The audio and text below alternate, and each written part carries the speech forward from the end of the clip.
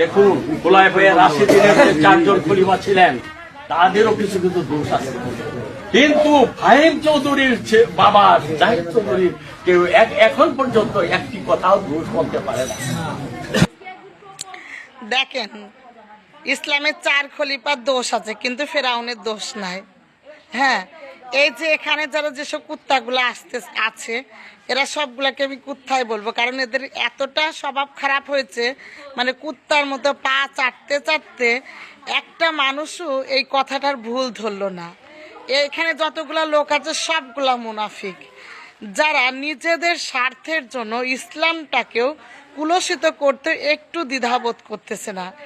এই ধরনের নোংরা রাজনীতি যারা ইসলামকে হাতিয়ার করে, এই যে 2টা দল, সেটা হচ্ছে জামাত এবং বিএনপি, এই ইসলামটাকে কি ভাবছে এরা বুঝি না। এরা কি ফেল্লা ভেবে একেবারে ফেল্লার মতো 2 দল হাতিয়ার হিসাবে ব্যবহার করা শুরু করে দিয়েছে।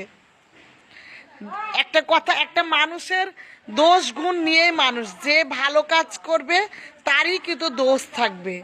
দেখেন ওই সময় তো এত তেল বাঁচছিল না, এই জন্য আসলে ইসলামের 4 খলিফার এইভাবে দোষ গুণ কেউ বিচার বিশ্লেষণ করেনি। আর এখন তেল হয়তো করছে, আর এই যে এখন তেল বাঁচাচ্ছে, এই জন্য ফাহিম চৌধুরী আর কোনো দোষ ত্রুটি নাই, মানে একেবারে জিন্দা ওলি, আল্লাহর ওলি, এই দেশে জন্মগ্রহণ করছে, তার কোনো দোষ নাই। কারণ উনি ওলি আউলিয়া এসে দান খয়রাত করে মানুষে একেবারে আসনে বসে রয়েছে। আর এই যে কুত্তাগুলা কিভাবে মানে পা চাটতেছে, আর পা চাটার কারণে মানে হাত পা পরিষ্কার হয়ে রয়েছে, এই জন্য তাদের আর দল মানে দোষ ত্রুটি আর বোঝা যাচ্ছে না।